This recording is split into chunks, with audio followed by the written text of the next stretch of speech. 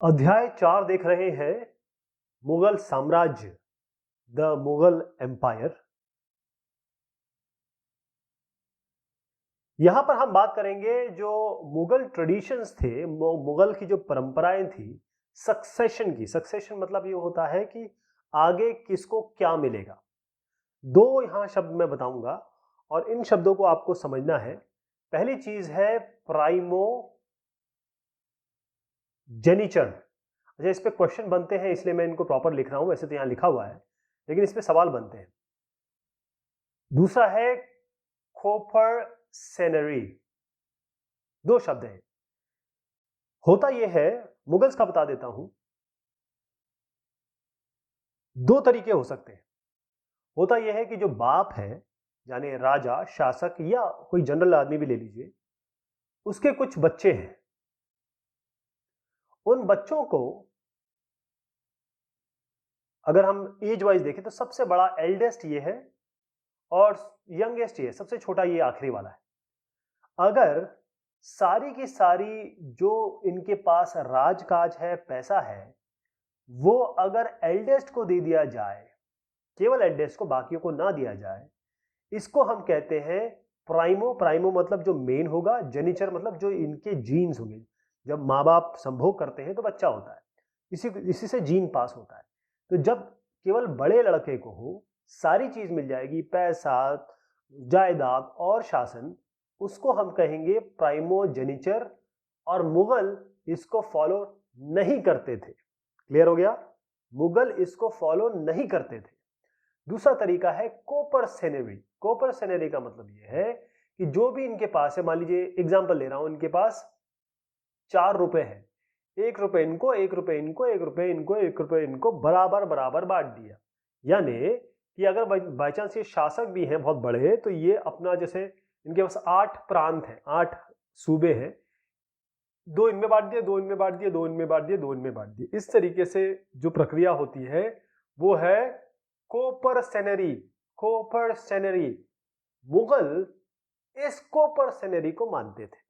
Okay, अब आते हैं मुगल रिलेशन विद अदर्स। ध्यान रहे कि मुगल में अगर हम बाबर से लेकर औरंगजेब की बात करें, तो कुछ जो इसमें शासक रहे उन्होंने बहुत अच्छे रिलेशनशिप बनाए बाकी लोगों से, चाहे वो राजपूत हो, चाहे वो और पाल वंश हो, या नीचे अब द्रविड़ियन इलाके में चले जाएं। सबसे बड़ी मोहब्बत से बात की, इज्जत से पेश आए। कई लोग ऐसे थे जिन जो नहीं आए, जैसे हम औरंगजेब के बारे में जानते हैं। तो हुआ ये,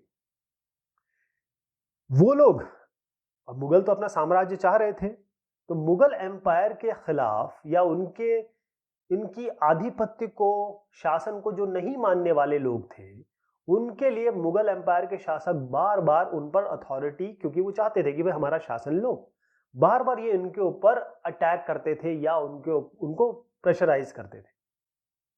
लेकिन धीरे धीरे मुगल एम्पायर जब इतना बड़ा हो गया, तब कई ऐसे थे जिन्होंने अपने आप मान लिया कि देखिए, अब तो ये, अभी तो एक राजा इतना जब बड़ा हो जाए, एक शासन इतना बड़ा हो जाए, तो एक छोटे से सूबे या छोटे से इलाके की क्या बिसात है। तो वो इनके अथॉरिटी को मान लेते थे, मान लिया। इनका एग्जाम्पल मैं दूंगा राजपूत। राजपूत अपने शासन, प्रशासन और खास तौर पे अपने पावर, लड़ाई, जो योद्धा, वॉरियर पना है, उसके लिए जाने जाते हैं। ये फाइटर होते हैं। और क्योंकि राजपूत इस जमाने में, ये जो शासन हो ही गया था मुगल एम्पायर का, तो इन्होंने क्या किया कि इन्होंने मुगल एम्पायर का आधिपत्य स्वीकार कर लिया। और कैसे हुआ ये?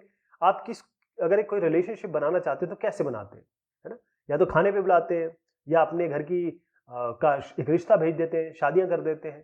तो राजपूतों ने यही किया, और या फिर कहें मुगल एम्पायर वालों ने भी यही किया, क्योंकि राजपूत खानदान की औरतें बहुत सुंदर हुआ करती थी। आप एग्जाम्पल देख रहे हैं। इसी तरीके से मुगल खानदान की भी बहुत सुंदर हुआ करती थी। तो आपस में इन्होंने रोटी बेटी का रिश्ता किया। रोटी बेटी का रिश्ता। ओके, रोटी मतलब खाने पे बुलाना, बेटी मतलब शादी ब्याह करना। रोटी बेटी का रिश्ता किया इन्होंने। तो यहां पर बहुत सारे जो राजपूत थे, वो बहुत हाई पोजीशन पे, मुगल साम्राज्य में बहुत बहुत हाई पोजीशन पे राजपूतों को आप देखते हैं। मैं एग्जांपल दूंगा आपको। यहां पर कुछ, यहां पर मैंने पूरी एक लिस्टिंग बना रखी है, लेकिन जो मेन नाम है आप देखिए, यहां पर आइए जहांगीर पे, बहुत ध्यान से देखिएगा। जहांगीर, जहांगीर की मम्मी जो माता जी थी वो थी जोधाबाई। ये थी कच्छ कच्छ इलाके के की प्रिंसेस थी, महारानी मतलब राजकुमारी थी, महारानी थी। क्योंकि डॉटर होंगी तो राजपूत रूलर की डॉटर होंगी तो उसको हम राजकुमारी कहेंगे, जो आज का जयपुर है। तो ध्यान रहेगा, जोधाबाई जयपुर ये राजपूत रूलर के की पुत्री थी। जो अंबर आज का, ये जो अंबर आप देख रहे हैं ना, ये आज का जयपुर का पोजीशन है, ये अंबर पोजीशन, ये जयपुर की पोजीशन बता रहा हूं मैं। तो ध्यान रहेगा, जहांगीर की माता जी जोधाबाई, इनको रिलेट करेंगे राजपूत रूलर रूलर जमाने के जयपुर के की पुत्री थी। हो गए। अब आइए यहां पर शाहजहां पे। यहां पर भी देखिए, शाहजहां की माता जी भी राजपूत थी। इनका नाम था मनमती बाई। क्या नाम था? मनमती बाई। और ये थी राठौड़ वंश की, राठौड़ प्रिंसेस थी। और ये जो मारवाड़, मारवाड़ की, ये भी इलाका यहीं पे आता है, इस मारवाड़ के जो राजा थे, उनके, जोधपुर कह लीजिए, वैसे जोधपुर थोड़ा सा इस जगह पे चले जाइएगा, तो बस ध्यान रखिएगा कि ये जोधपुर, ये भी ये जयपुर हो गया, ये जोधपुर हो गया, वहां के जो रूलर थे उनकी बिटिया थी मनमती बाई।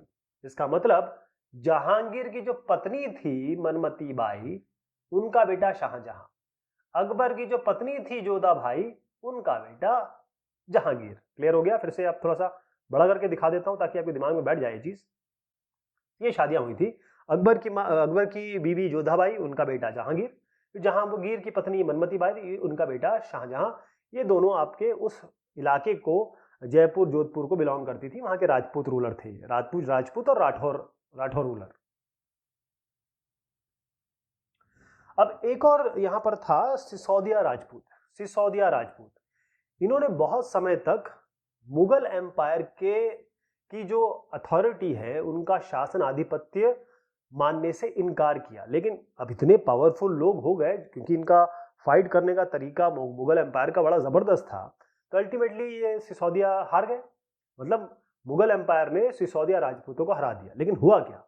देखिए, यहां पर है अकबर, और आगे और भी नाम हम लेंगे। तो इन्होंने क्या किया कि जब ये हार गए सिसोदिया राजपूत, तो इनको बड़े मोहब्बत से पेश आए। मतलब आप देखिए, एक तो आपने उनको हरा दिया, इन राजपूत जो कि आपकी बात नहीं मान रहे थे, एक तो उनको हरा दिया, लेकिन हराने के बाद भी उनका वतन, उनका जागीर, उनका इलाका, उनका जो जिस पे वो शासन करते थे, उनको वापस दे दिया। यानी बेइज्जती नहीं की, हराया लेकिन बेइज्जती नहीं की। तो ये जो बात थी, ये बाकी शासक और बाकी जितने भी कहें कि सरदार थे, तो जितने भी आप कहें कि किंग्स हो या चीफटेंस हो, राजा या सरदार हो, उनको ये बात बड़ी पसंद आई कि ये एक तो हरा रहे हैं, लेकिन हराने के बाद ये बेइज्जती नहीं करते, ये गलत काम नहीं करते, ये अच्छे से आपसे पेश आ रहे हैं। इसीलिए मुगलों की इज्जत की जाती है। इसीलिए पूरा विश्व जो है मुगलों की चीजों को देखने हिंदुस्तान में आता है, और इसलिए हमारे जगहों के नाम मुगलों पे रखे गए हैं। ठीक। तो लेकिन यहाँ पर एक कुछ ना कुछ तो गड़बड़ लोग होते हैं। ये मैंने अकबर की बात की, तो यहाँ पर आ जाइए औरंगजेब। औरंगजेब ने ऐसा नहीं किया। औरंगजेब ने जो है शिवाजी, उसको, क्योंकि शिवाजी भी मान नहीं रहे थे, शिवाजी भी उनकी अथॉरिटी तो एक्सेप्ट नहीं कर रहे थे। लेकिन फाइनली जब एक्सेप्ट, महाराज शिवाजी, सरदार शिवाजी जब ये औरंगजेब के पास गए और इनकी राजशाही उन्होंने एक्सेप्ट करने की कोशिश की, तो औरंगजेब ने इनके साथ कर दी बेइज्जती। और इस बेइज्जती का बदला इन्होंने गोरिल्ला वॉरफेयर और छापामार पद्धति से लिया। ओके। अब बात आती है मनसबदार या जागीरदार। इसको थोड़ा सा आप ये समझिएगा कि बहुत इंपॉर्टेंट मैं ये बात कहने जा रहा हूं, मनसबदार और जागीरदार, क्योंकि ये एक लैंडमार्क चीज थी। मनसबदार, जागीरदार। जैसे जैसे मुगल एम्पायर का की वृद्धि हुई, यानी ये बढ़ा, इसमें क्या हुआ कि पहले तो क्या इनके शासक या फिर कहें जो जो मेन इनके ऑफिसर्स में लोग थे, कोई ना कोई तो काम करता होगा, अकेले राजा तो हर जगह जा नहीं सकता। तो जो जो इलाके हैं उनमें जो जो मेन लोग थे, वो थे तुरानीज। कौन थे? तुरानीज। जब मैंने पहली बार इसको समझा था, पढ़ा था, मुझे लगा था ये तुरानी मतलब तुर्की और ईरानी का कॉम्बिनेशन है। तो तुर्की से जो तुरानीज लोग थे, टर्किश लोग थे, तुर्की से आए हुए जो नोबल्स थे, कुलीन वर्ग के लोग थे, केवल वही लोग इनके राजा के साथ, मुगल एम्पायर के राजा के साथ थे। लेकिन धीरे धीरे, क्योंकि जब उन्होंने समझ लिया कि यहाँ पर हिंदू भी है, मुस्लिम भी है, इंडियन मुस्लिम भी है, सिख भी है, ईसाई भी है, राजपूत भी है, और मराठा भी है, और अफगान्स भी हैं, ईरानियंस भी है, इतने सारे लोग इस पूरे सब कॉन्टिनेंट में हैं और हमारा साम्राज्य हर जगह है। तो इन्होंने क्या किया कि अपने ऑफिसेस में, अपने गवर्नेंस में, या जैसे कहें जॉब दी एक तरीके से। जैसे इंडियन गवर्नमेंट क्या करती है, इंडियन गवर्नमेंट आईएएस रिक्रूट करती है, पीसीएस रिक्रूट करती है, और यही लोग इनके रिप्रेजेंटेटिव होते हैं स्टेट्स में और सेंटर में, है ना। इसी तरीके से इन्होंने क्या किया, अलग अलग तरीके के लोगों को अपने यहाँ जॉब दी, या कहें कि उस जो मुगल सर्विसेज, जैसे इंडियन एडमिनिस्ट्रेटिव सर्विस होता है, इस तरीके समझ लीजिए उस जमाने में मुगल सर्विसेज हुआ करती होंगी, उन लोगों को रिक्रूट किया, उन लोगों को रखा, और इनका नाम रखा गया मनसबदार। ध्यान रहेगा, यही थे मनसबदार। मनसबदार मनसबदार का मतलब यह है कि एक ऐसा इंडिविजुअल, एक ऐसा आदमी जिसके पास एक मनसब होगा। मनसब का एक ही मतलब है, एक ही चीज बता रहा हूं, मनसब का मतलब होता है उसके पास एक पोजीशन होगी, यानी एक ओहदा होगा या एक रैंक होगी। तो एक ही बात है, मनसबदार मतलब जिसके पास एक पोजीशन है। जैसे आप मान लीजिए आपके ऑफिस में, एक एग्जांपल दे रहा हूं, ऑफिस में एक जनरल मैनेजर है और एक मैनेजर है। तो इसके ये जो जनरल मैनेजर है ये हाई पोजीशन पे है, मैनेजर थोड़ा उससे नीचे पोजीशन पे है, तो एक ओहदा मिला हुआ है ना। तो यही ओहदे की मैं बात कर रहा हूँ, मनसबदार मतलब ओहदा हुआ। अब ये ओहदा इतना इंपॉर्टेंट था, ये ग्रेडिंग सिस्टम इन्होंने बनाई थी मुगल लोगों ने। तो मुगल्स ने जो ग्रेडिंग बनाई थी उसका मतलब ये था, पहला तो उसमें था रैंक, दूसरा इसमें था आपका सैलरी, और तीसरा था इसमें मिलिट्री रिस्पॉन्सिबिलिटी। रैंक मतलब आपकी पोजीशन या ओहदा क्या होगा, सैलरी कितना पैसा मिलेगा, मिलिट्री रिस्पॉन्सिबिलिटी मतलब आपको कितनी सैनिक क्षमता आपको दी जाएगी या आपके पास होनी चाहिए। तो ये जो रैंक और सैलरी है, ये इस तरीके से पता की जाती थी, एक जत होता था उसकी न्यूमेरिकल वैल्यू से, जात कहें या जत कहें। ओके, यानी आप एक मनसबदार है, एक मनसबदार की एक रैंक होगी, मतलब जैसे जनरल मैनेजर है, उसकी हो सकता है 1 लाख तनख्वाह हो, मैनेजर की हो सकता है 50,000 तनख्वाह। इसकी रैंक जनरल मैनेजर 1 लाख तनख्वाह, इसकी मैनेजर 50,000 तनख्वाह। और इसकी रिस्पॉन्सिबिलिटी क्या है, इसके पास 4 रीजन है, मैनेजर के पास 1 रीजन है। सेम यहां पर रैंक, सैलरी और मिलिट्री रिस्पॉन्सिबिलिटी, तो वो इन सबको कंबाइन करके एक नंबर दिया जाता था, वो होता था जत। न्यूमेरिकल वैल्यू है, बाकायदा नंबर होता था। ये जो जत होता था, इसी से डिसाइड होता था कौन किस पोजीशन पे है और उसकी कितनी सैलरी होगी। यानी अगर किसी का जत जो है, यहां पर मैं आपको बताता हूं ये जत रैंकिंग कैसे बताई गई है, मैं आपको बताता हूं। नोबल्स या फिर कुलीन या फिर वो लोगों को जिनको नौकरी दी जा रही है या मनसबदार बनाया जा रहा है, अगर उनका जत मान लीजिए 5,000 है किसी एक का, और किसी का 1,000 है, तो 5,000 जिसकी जत होगी, क्योंकि इसकी न्यूमेरिकल वैल्यू ज्यादा है, वो हायर रैंक पे होगा, उसकी सैलरी ज्यादा होगी, उसकी मिलिट्री रिस्पॉन्सिबिलिटी सैनिक क्षमता ज्यादा होगी। जिसकी जत कम है, जात कम है, उसकी रैंक भी कम होगी, उसका पैसा भी कम होगा, मिलिट्री रिस्पॉन्सिबिलिटी भी कम होगी। Okay okay. अब जो मनसबदार थे, क्योंकि उनकी एक पोजीशन होगी, उनके पास पैसा, उनको पैसा दिया जाएगा, और उनकी एक मिलिट्री रिस्पॉन्सिबिलिटी होगी। तो जो मिलिट्री रिस्पॉन्सिबिलिटी है, तो हर एक मनसबदार को कुछ सवार रखने होते थे, घुड़सवार, जिसको हम अंग्रेजी में कैवलरी कहते हैं।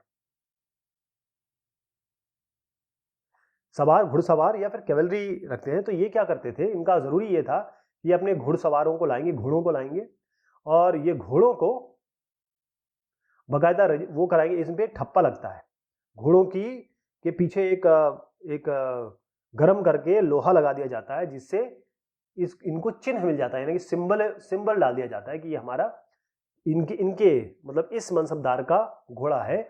और साथ में जितने भी लोग इनके जो है, जैसे कैवलरी मैन है, वो सब रजिस्टर किए जाते थे, इनका नाम वगैरह सब, कि कितने नंबर हैं, बाकायदा इनका रजिस्ट्रेशन होता था। तो ये जो रजिस्ट्रेशन है, उसी ये जब घोड़ों पे लग जाती थी सील, और जो रजिस्ट्रेशन हो जाता था, तभी इस मनसबदार को पैसा मिलता था, सैलरी मिलती थी। अब सैलरी कैसे मिलती थी, पैसा नहीं मिलता था इनको पैसा नहीं मिलता था। हर एक मनसबदार को एक इलाका दे दिया जाता था, वो इलाके से जितना भी कर आएगा, जितना भी टैक्स आएगा, जितना भी रेवेन्यू आएगा, वो सब इस मनसबदार की सैलरी होगी। वो सब इस मनसबदार की सैलरी होगी। अब ये जो जो एरिया है जिसको हम जागीर कह रहे हैं, एक जागीर दी जाती थी इनको, वो जागीर और इक्ता जो हमने पहले पढ़ा था दिल्ली सल्तनत के समय, इक्ता, इसमें काफ़ी सिमिलैरिटी है क्योंकि इक्ता भी दिया जाता था और वहाँ पर जो मुफ्ती या इक्तदार होता था वो यहाँ की रेवेन्यू टैक्स कलेक्ट करता था, उसकी वो सैलरी होती थी। लेकिन यहाँ पर डिफरेंस ये है इक्तदारी और मनसबदारी में, या फिर कहें जागीरदारी और इक्तदारी में, यहाँ पर जो मनसबदार है वो यहाँ नहीं रहता था, वो कहीं और अपनी मिलिट्री रिस्पॉन्सिबिलिटी या सैनिक रिस्पॉन्सिबिलिटी निभा रहा होता था। उसके जो सर्वेंट है, उसके जो नौकर है, वो यहाँ पर आके टैक्स कलेक्ट करते थे। क्लियर हो गया? इक्तदार में जो मुफ्ती है या जो इक्ता का मालिक है वो यहीं रहता था और यहाँ पर राजस्व कम लेता था, या यहाँ के टैक्स लेता था, वही उसकी सैलरी होती थी, वो उसका पैसा होता था। अब जो अकबर है, उस अकबर ने का जब शासन था, उन्होंने क्या किया, उन्होंने देखिए बहुत अच्छी तरीके से इन जागीरों को तय किया।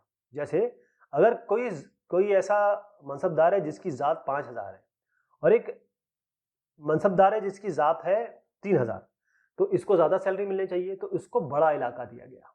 एक 3000 है जिसको थोड़ा छोटा इलाका दिया गया। मान लीजिए इसकी 1 लाख सैलरी है तो पूरा 1 लाख यहाँ से निकल के आना चाहिए।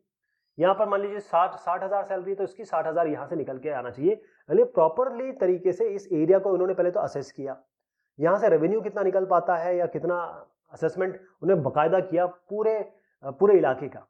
और ऐसा हुआ कि आगे के समय, जैसे मैं आपको यहाँ बताता हूँ, देखिएगा, जब अकबर थे तो अकबर के समय 29 ऐसे मनसबदार थे जिनकी जात जो है वो 5000 के ऊपर थी या 5000 थी।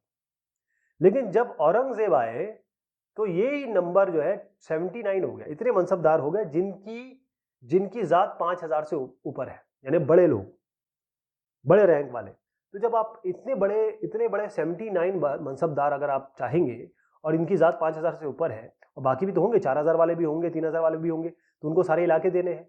तो जब आगे के समय ये दिक्कत आने लगी, बहुत दिक्कत आने लगी, क्योंकि लोगों को बड़ा वेट करना पड़ा जागीर मिलने के लिए। जागीर नहीं मिलेगी तो फिर पैसा कहाँ से लाएंगे, पैसा नहीं लाएंगे तो वो कैसे अपनी अपनी सोल्जर या घोड़ों को रख सकेंगे, है ना? तो ये चीज़ इसमें हुई। और फिर इसके बाद क्या हुआ कि इसमें सबसे ज़्यादा सफ़र किया, क्योंकि अगर एक जागीरदार एक किसी को मिल गई, 79 में से मान लीजिए 50 लोगों को मिल गई, 29 को नहीं मिली, तो ये 50 क्या करेंगे, वो कोशिश करेंगे कि ये जो हमारा इलाका है ना उसको चूस ले। और चूसते किससे हैं आप? चूसते हैं आप गरीबों से। गरीब कौन होता है? किसान होता है। तो किसानों से आप जितना निकाल सके उतना निकालें। इसी कारण से जो पीजेंट्री है, यानी जो बेचारे किसान हैं, वो बड़े परेशान हुए यहाँ पे, इस जमाने में बहुत परेशान हुए। अब मैं बात करूंगा आपसे जब्त और जमींदार की। जबत और जमींदार, जब्त भी बोलते हैं इसको, जबत भी बोलते हैं, जमींदार। जैसे अभी मैंने आपको बताया कि किसी भी शासन के लिए, को चाहे मुगल एम्पायर ही क्यों ना हो, उस शासन के लिए जो किसान होते थे, फार्मर्स या पीजेंट, वो ही मेन सोर्स ऑफ इनकम होते हैं। भाई जो ये लोग पैदावार करेंगे वो हमें मिलेगा और यही टैक्स हमें मिलेगा। तो होता ये था कि यहां पर बिचौलिया एक होता था, एक आदमी। अच्छा, ये बिचौलिया छोटा मोटा आदमी नहीं है, ये या तो विलेज का मुखिया होता था, हेडमैन, या सरदार होता था, चीफटेन। ये क्या करता था, इन किसानों से पैसा लेता था, लगान लेता था, टैक्स लेता था, और ये जाके जमा देता था किसको? राजा को। ये राजा को मिलता था, यहां से पैसा ले लेके इनको देता था। अब इसमें यह हुआ कि राजा ने जो भी आदमी, चाहे मुखिया हो, सरदार हो, या जो भी हमें पैसा कलेक्ट करके देता है, उन सबको इन्होंने कहना शुरू किया जमींदार। आप समझ गए जमींदार शब्द कहां से आया? जमींदार मतलब एक आदमी या खुद के पास, उसके पास जमीन हो, और दूसरा काम वो करता हो कि वो लोकली पावरफुल हो। तीसरी चीज ये है कि वो यहां से इन सारे किसानों से पैसा कलेक्ट करके वो सरकारी खजाने में डालता हो। समझ में आ गया? ये है जमींदार। अब आइए, अकबर के नवरत्नों में से एक साहब थे टोडरमल, टीएम लिख रहा हूं। ये साहब है टोडरमल। ये जो टोडरमल थे, ये अकबर के राज में राजस्व मंत्री थे, यानी कि ये थे रेवेन्यू मिनिस्टर। क्या थे? रेवेन्यू मिनिस्टर थे अकबर के राज में। ओके, इनको अकबर ने कहा देखो ये बहुत कुछ हो गया, आप एक काम करो कि आप 10 साला निकालो, मतलब 1570 से लेकर 1580 तक जितने भी पैदावार हुई है, कितनी पैदावार हुई है, कहां कहां हुई है, किस किस में लॉस हुआ, किस किस में गेन हुआ, उससे कितना पैसा मिला, कितना नहीं मिला, इस सब का ब्यौरा हमें लाके दो। तो टोडरमल ने बहुत बड़ा काम किया। इस पूरे 10 साल का पूरी एनालिसिस इन्होंने की, बहुत अच्छी तरीके से डेटा कलेक्ट किया, सर्वेक्षण किया और ये देखा कि हर एक क्रॉप का कितना कॉस्ट है। कहने का मतलब ये है चावल, ये है धान, धान और चावल तो एक ही हो गया, ये कहे गेहूं, ये हो गया चना। ओके, अब इन्होंने क्या किया कि हर जगह का तय किया, क्योंकि कोई भी जगह ऐसी है, ऐसा डिसाइड कर लीजिए, यहां पर हो सकता है चना ज्यादा हो, यहां गेहूं ज्यादा हो, यहां पर हो सकता है कोई और कपास ज्यादा हो, यानी कॉटन ज्यादा हो। इन सब इलाकों में आप देखेंगे कि कोई ऐसा इलाका होगा जहां पर कोई बाढ़ आ गई, यहां पर पैदावार बहुत ज्यादा हो गई। तो अगर आप पूरे इलाके पे एक ही टैक्स लगा देंगे लोगों पे तो गड़बड़ हो जाएगी। क्यों? क्योंकि यहां पर आप लगा रहे हैं कॉटन का टैक्स लेकिन गेहूं पैदा हो रहा है, यहां पर आप कॉटन है, यहां पर गेहूं का लगा रहे हैं, गड़बड़ हो गई। इस इलाके में तो बेचारे गरीब परेशान है, क्योंकि ये तो पूरा इनका तबाह हो गया इसमें, फ्लड में। तो ये जो तरीका था पहले जो चला रहा था वो खत्म करके इन्होंने क्या किया कि जो बड़ा इलाका है उसको डिवाइड किया इन्होंने सर्कल्स में, अलग अलग सर्कल्स में। और हर एक सर्कल में, जैसे ये सर्कल है, यहां पर चावल यानी पैडी, गेहूं, व्हीट, चना, मैं एग्जांपल ले रहा हूं, ऐसे बहुत सारे हैं, ये तो एग्जांपल के तौर पे बता रहा हूं। इन सबका रेट फिक्स कर दिया कि इसका रेट होगा 50 रुपए, इसका रेट होगा 60 रुपए, इसका रेट होगा 70 रुपए, फिक्स कर दिया। तो इससे क्या हुआ कि अब हर एक जगह पे, हर एक सर्कल में एक शेड्यूल बना दिया गया, एक लिस्ट बना दी गई कि हर एक क्रॉप का क्या प्राइस होगा। और यही जो रेवेन्यू सिस्टम है इसी को जब्त कहते हैं, इसको ही जब्त कहते हैं। मतलब पूरे इलाके का सर्वेक्षण किया गया, सर्वेक्षण करने के बाद हर एक जगह को एसेस किया गया कि कहां पर क्या होता है, क्या नहीं होता है, पिछले 10 साल में किसका क्या रहा है, और उसके हिसाब से हर एक क्रॉप का एक लिस्टिंग निकाली गई सर्कल में। मतलब यहां पर हो सकता है कि चावल का प्राइस 30 रुपए हो सकता है चने का 80 रुपए हो, हर जगह के लिए अलग अलग लिस्टिंग निकाल दी। और उस लिस्टिंग के हिसाब से जो रेवेन्यू सिस्टम इन्होंने जनरेट किया उसे ही हम जब्त कहते हैं। ओके, लेकिन सबसे बड़ी बात यह थी कि आपने इस इलाके पे तो चले गए, यहां पर तो आपने कर लिया, यहां कर लिया, अब ये पहाड़ी इलाका है, ये बहुत दुर्गम इलाका है, या ये कहे कि एक ऐसा इलाका है जहां पर आपकी पहुंच नहीं हो पा रही है, गुजरात हो गया, बंगाल हो गया। तो जहां पर आप नहीं पहुंच पाए वहां पर तो आप अच्छे से असेसमेंट कर ही नहीं सकते ना। तो असेसमेंट या फिर जब्त सिस्टम वही लागू हुआ जहां पर उन्होंने असेसमेंट किया। कई जगह पे ऐसा हुआ कि लोगों ने जमींदार, खासतौर पे जो जमींदार थे, जमींदार का काम क्या था मैंने आपको बताया, आपको जमींदार इनसे पैसे लेता था और इनको चूस लेता था, इनके हलक में हाथ डाल के पैसे निकाल लेता था। गरीब है बेचारे, क्या करेंगे, कोई है तो नहीं।